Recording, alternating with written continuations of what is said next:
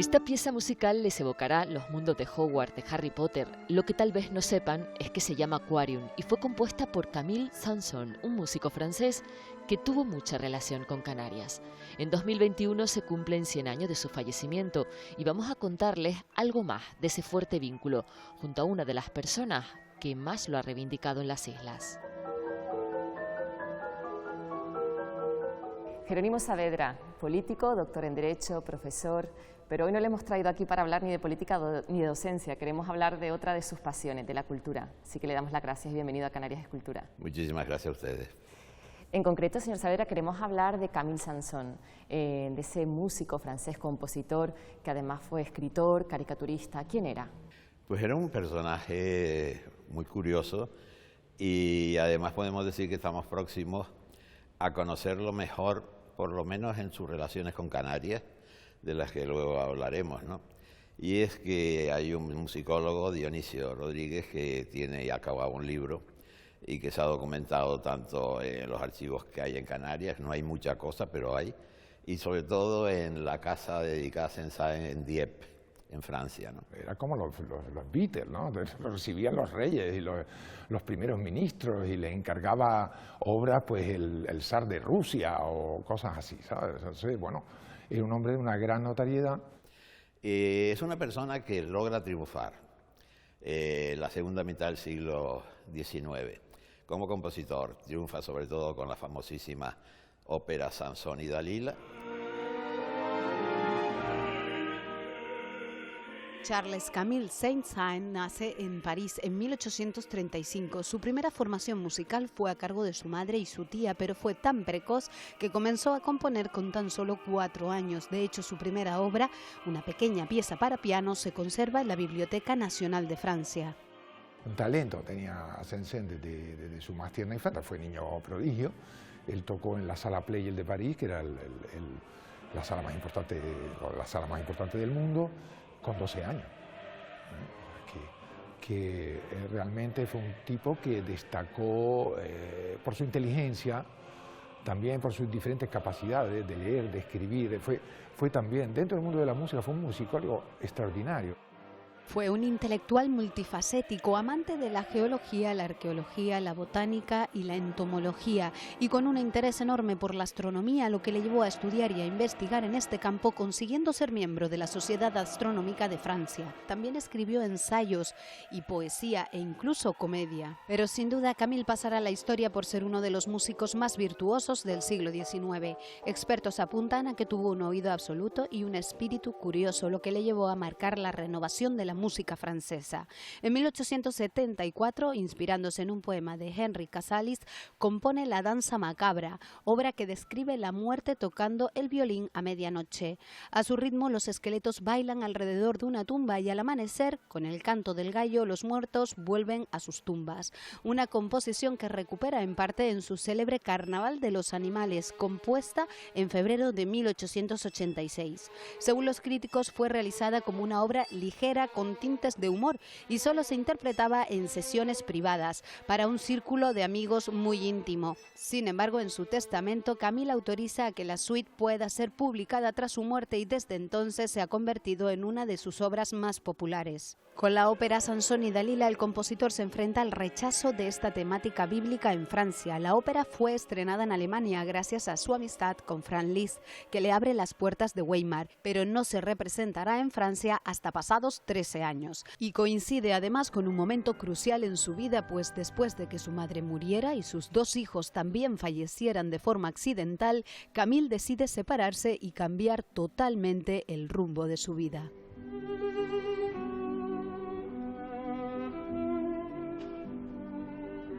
Y entonces de repente toma una decisión y desaparece de Francia. Él hasta entonces tenía casa en París y tenía pues todos los recuerdos al morir su madre y se deshace de todo. Él a partir de entonces no va a tener casa propia, siempre vivirá en hoteles o en casas ocasionales y hasta casi el final de su vida. Se convierte en un eterno viajero. Es el hombre que pasa 3 meses en París, la primavera, y luego de resto desaparece y se va al sur siempre cuando llega el invierno. Se va a Argelia y de Argelia viene hacia Canarias. Y aquí no se identifica como compositor, sino como comerciante. Y está deambulando por la ciudad de Las Palmas, estamos hablando de 1888-89. El porqué de ese viaje tan alucinante y tan extremo en esa época, venir aquí era toda una aventura. El año anterior había sido trágico para Saint-Saëns, la muerte accidental de sus dos hijos, la muerte de su madre y la separación de su mujer, a la que no volverá a unirse. Y hace una ruptura en su vida, hay un antes y un después de ese viaje en la vida de Saint-Saëns. Viene a reponerse, a pasear y a dibujar, a pintar, escribe cartas, artículos para las revistas francesas. Era un tipo muy famoso, entonces él tenía que bordar el incógnito, pues él tenía que montar, él mismo lo cuenta, muy divertido. Le contaba a un colega, mira, cuando me monto un barco, todos los pasajeros quieren que toque el piano del salón y todas las cantantes contraltos vienen a pedirme que las contrate para cantar Dalila. No lo dejaban en paz. Entonces él, como su objetivo era que lo dejaran en paz, vino aquí, dijo que era comerciante. La confirmación del hecho viene cuando llegan las revistas francesas a Canarias con Saint-Saëns en la portada. En aquel momento en Francia era portada en todos los periódicos. ¿Dónde está Saint-Saëns? ¿Dónde está Saint-Saëns? Porque se acababa de estrenar con la exposición de París de 1890 su ópera Ascanio y se estrenaba en Rouen, en su Normandía natal, Samson y Dalila por primera vez. Aquí había gente que recibía la Revue Illustrée y en fin, todas las revistas de París, Corrobora, este es el señor, el señor, el viejito del piano, ¿no?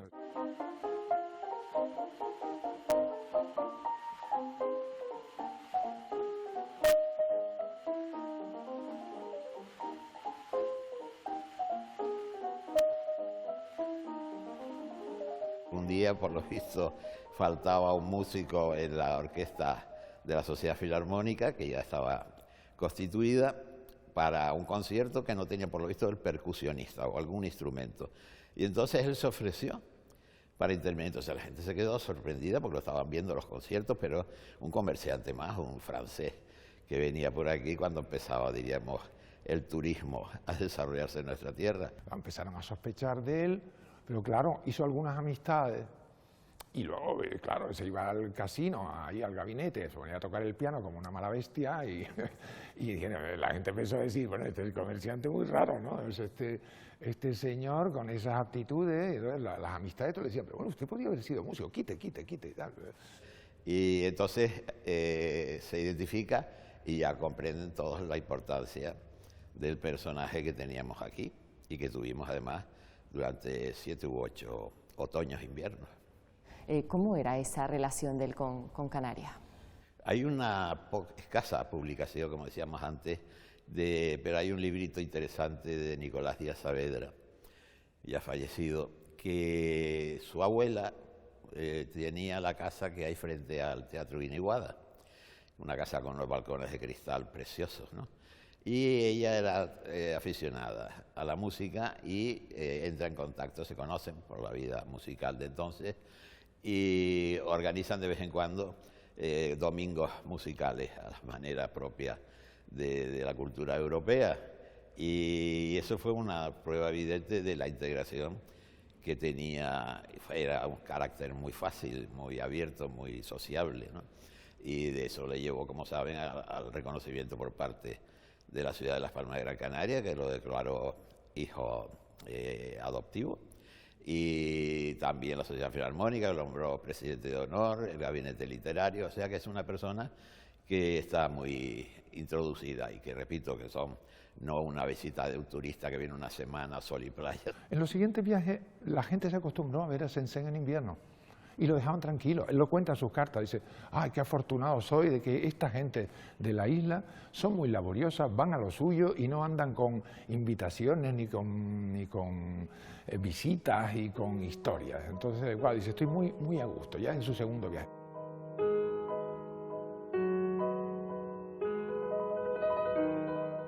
empezó siendo un motor, digamos, sanitario, ¿no? De escape un poco, de tener tiempo para escribir, de tiempo para pintar, se conservan, y vamos a traer facsímiles de algunos de los dibujos que hizo aquí de la isleta, de las chicas canarias con mantilla. Tenerife también la conoció bastante bien y tenemos testimonios de que pudo haber estado en Lanzarote y en La Palma. En esos años, en la sociedad de Gran Canaria, concretamente, sobre todo en Las Palmas, había un grupo de intelectuales extraordinarios. Medio callejero de esta zona de Vegueta es precisamente de esa época del 19. Un grupo de gente, primero, con que se podía comunicar y segundo, que tenía temas de lo que hablar. Él es socio honorario de la Sociedad Filarmónica, del Gabinete Literario, socio de mérito, como se decía entonces, y también es hijo adoptivo de la ciudad de Las Palmas.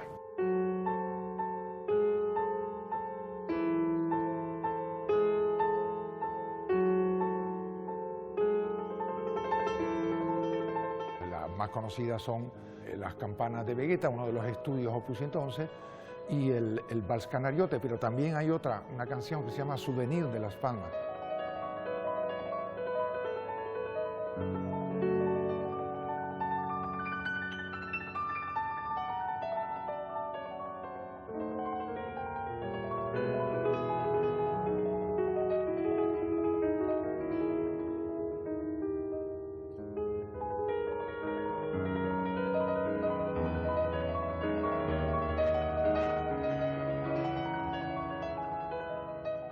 Decíamos que vino buscando refugio aquí a Canarias, pero también dicen que quedó cautivado por la riqueza cultural. ¿Cómo era la Canarias cultural o Las Palmas de Gran Canaria cultural de esa época? Hay que tener en cuenta que la segunda mitad del siglo XIX y comienzos del XX, en la ciudad de Las Palmas de Gran Canaria yo creo que vive una edad de oro, culturalmente hablando. E incluso eso se debería subrayar en este año en el que coinciden el centenario de la muerte de Saint-Saëns con el centenario de la muerte de Tomás Morales, nuestro gran poeta. Piensen que en ese comienzo de siglo viene un amuno a unas fiestas literarias que se hacen en esta ciudad. Pero eso viene precedido porque hay un teatro que se construye, que se quema, se vuelve a construir, se vuelve a quemar, y el actual donde nos encontramos, como sabes, fue inaugurado en 1927 y tiene la aportación fantástica de estos frescos de nuestro Néstor, ¿no? Igual que en la gran sala del teatro, ¿no?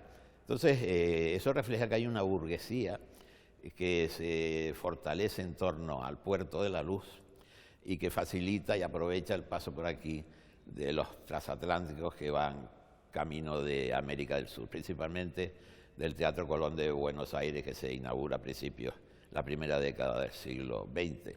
Entonces paraban aquí a cargar carbón o la energía que utilizaran, eran todos navegación a vapor, y aprovechaban su estancia para dar conciertos en el gabinete literario, porque ya en 1845 se había constituido la Sociedad Filarmónica de Las Palmas, que es la más antigua de las que hoy hay en España, y probablemente creo que sea la segunda a nivel de Europa.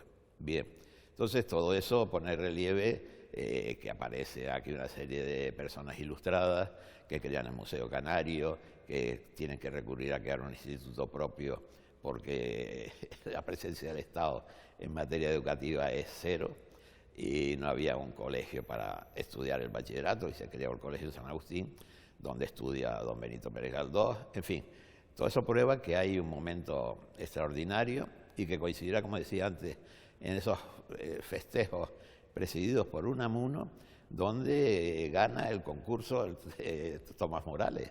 Pero ahí está también ya la generación de Saulo Torón, de Alonso Quesada, Néstor también como pintor. En fin, es un momento espléndido, por eso Camilo Saint-Saëns se encontraba a gusto aquí. La sociedad gran canaria en el siglo XIX era en un porcentaje muy alto analfabeta, y sin embargo... En 1844 se funda el Gabinete Literario y un año después, en la sede del Gabinete Literario, se funda la Sociedad Filarmónica. Llegó también antes de fin de siglo, del XIX, la fundación del Museo Canario. Lo que se sembró en el gabinete literario y se sembró en la Sociedad Filarmónica fue lo suficientemente importante como para impulsar a esa sociedad. ¿Cómo triunfó todo ese tipo de actividad cultural? Pues ese es el verdadero y gran milagro. En esta vorágine cultural llega Camille Saint-Saëns. Intentó vivir de incógnito, pero como músico que era, no pudo evitar orbitar alrededor de la Sociedad Filarmónica de Gran Canaria, que en aquel momento contaba con su propia orquesta, una orquesta que no era del gusto del maestro Saint-Saëns. Él asiste a los ensayos y hay veces que sin decir quién es, porque nadie sabe quién es, protesta por las malas actuaciones e incluso lo expulsan de la sala.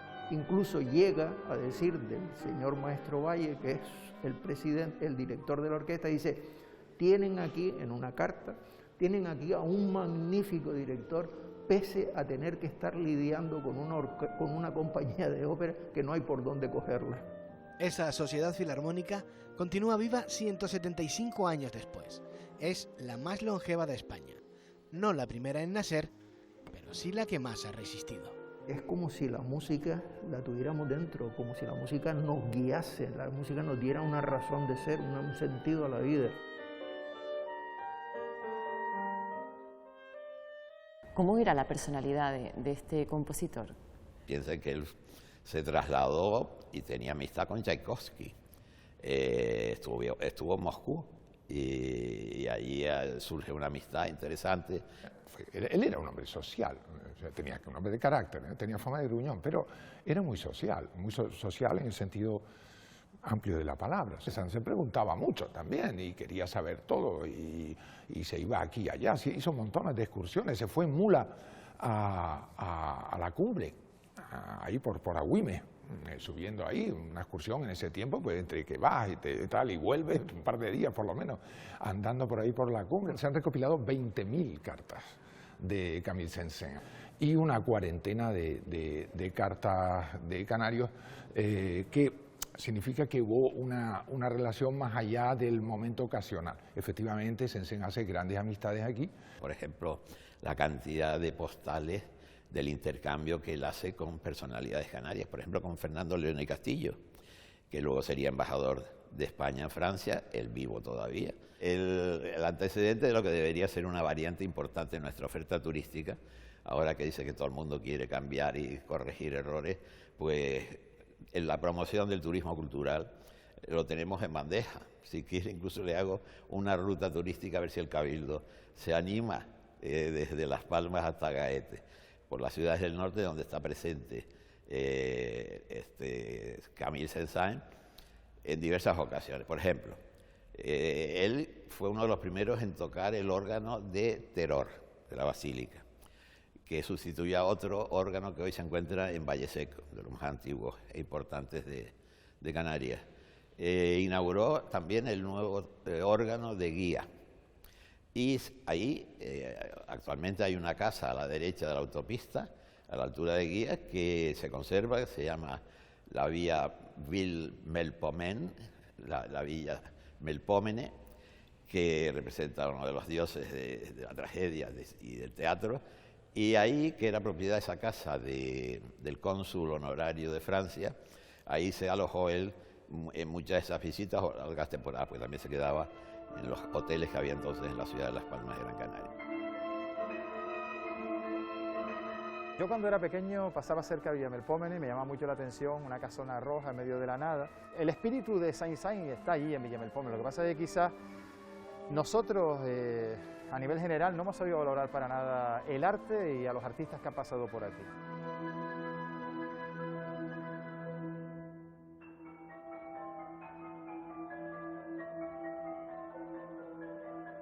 Yo creo que fue una isla dentro de la isla, ¿no? Fue un lugar, porque él, cuando elige Gran Canaria, estaba muy cómodo hasta que lo reconocen. Seguía cómodo, pero ya no era lo mismo. Mudarse un poco de lugar y además ir en Guía a una zona que entonces estaba en las afueras de Guía, era rural completamente, creo que le proporcionó eso que él iba a buscar. Él podía elegir el hotel que quisiera en cualquier parte del mundo. Yo creo que venía buscando justamente esa celda de monasterio, esa celda casi tibetana, ¿no? Donde escuchar los pájaros, escuchar el viento y escuchar la música de la naturaleza, ¿no? Él vino 7 veces y se sentía aquí como en casa y de alguna manera quiso siempre integrarse aquí, o sea, ser un ciudadano de a pie, un ciudadano normal. En guía se dice que iba todas las tardes a reunirse con el molinero que estaba en la zona del Callejón del Molino, o sea, atravesaba todo el pueblo y le encantaba ir a charlar con él en su medio español, ¿no?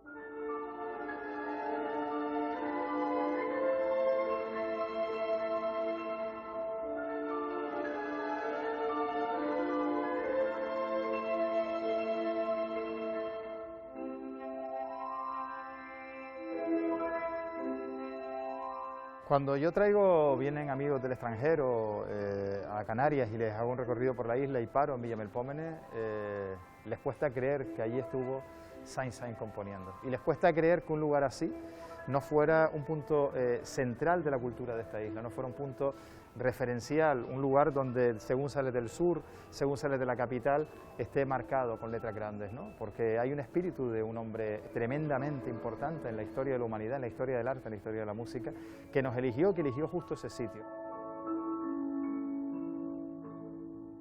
Si esa casa, que yo sugiero que la compre el Cabildo de Gran Canaria, fíjese que turismo cultural tenemos a Arucas, Guía, Teror, si quiere, Arucas, Guía, Galdar, Agaete, tríptico flamenco, cuevas pintadas, Saint-Saëns en el camino, la ciudad de Arucas, en fin.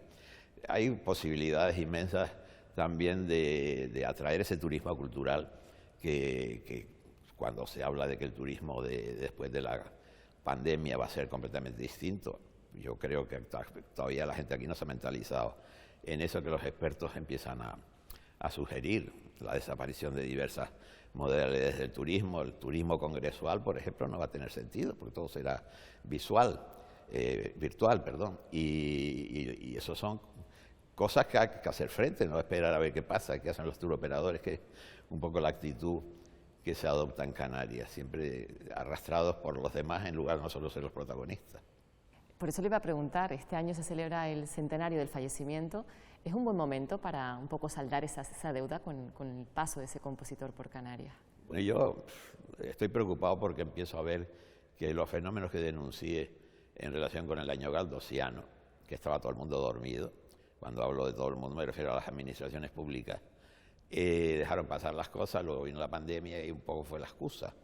Y si no es por la gran exposición que se hizo entre el Ministerio y el Gobierno de Canarias en Madrid, en la Biblioteca Nacional, pues no habría tenido la trascendencia que ha tenido el centenario de Galdós el pasado año, ¿no?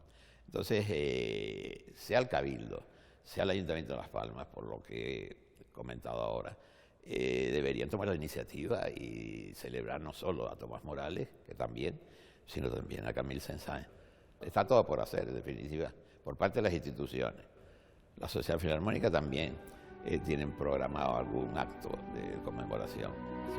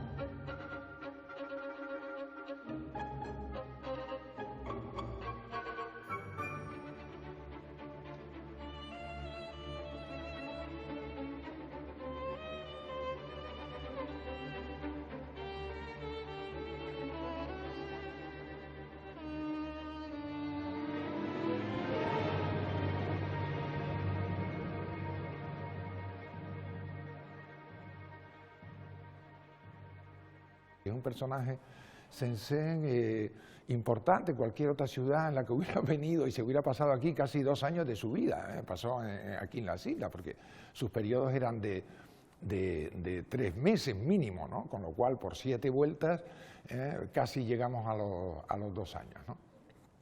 Entonces, bueno, pues nos parece, nos gustaría que se explotara, no solamente este año por el centenario, sino que hubiera un fondo Saint-Saëns, porque tenemos muchas cosas. Y todo eso hace que sea interesantísimo conocer una de estas personalidades, que no ha sido la única en el mundo cultural que han estado por aquí.